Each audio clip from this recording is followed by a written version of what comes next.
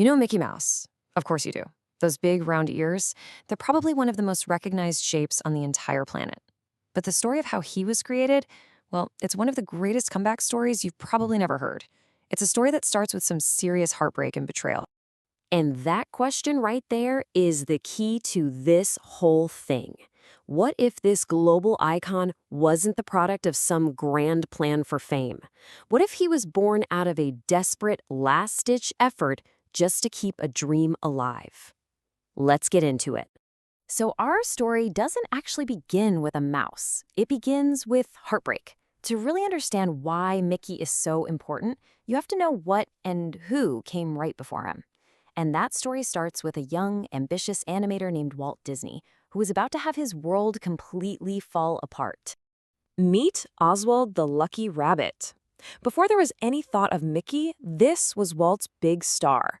Oswald was a huge hit. He was popular, successful, and Walt was pretty sure he was the future of his brand new animation studio. Turns out, he was wrong.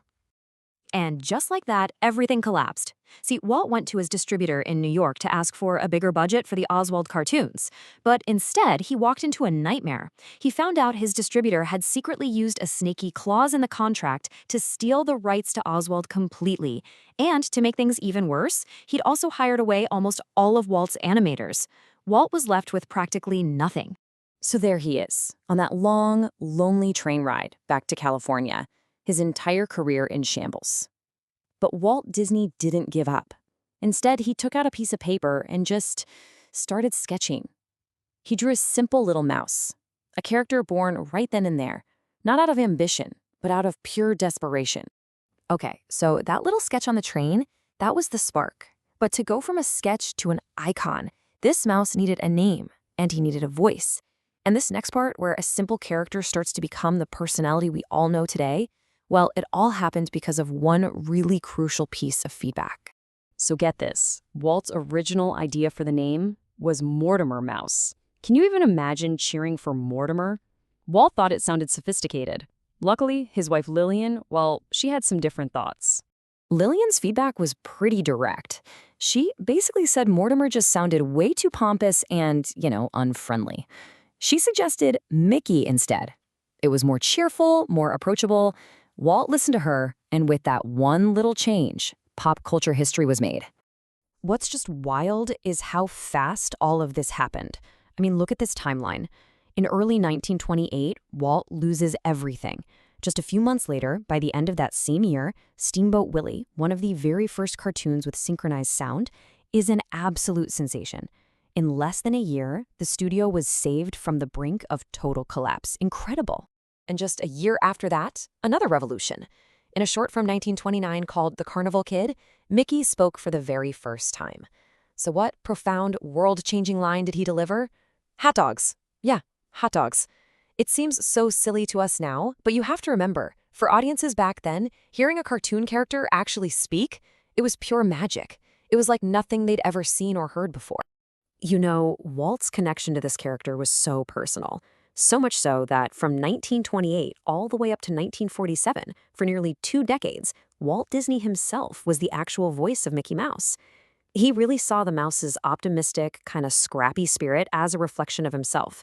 Mickey wasn't just some character, he was a piece of Walt. Okay, so he's got the name, he's got a voice, but what about the look? What made him an icon? Well, part of Mickey's genius is hidden in the little details of his design. It looks simple, right? But it's actually filled with these really clever, intentional choices that solved huge animation problems and made his silhouette unforgettable. So, the white gloves. Ever wonder about those? It wasn't just a fashion statement. Not at all. In early black and white animation, Mickey's black hands would just vanish against his black body. You couldn't see what he was doing. Adding white gloves was this brilliant, super practical solution. All of a sudden, his gestures were clear, his movements were easy to read, and it was a trick that pretty much every other cartoon character would copy for decades to come. And then you have the ears. This is maybe my favorite part.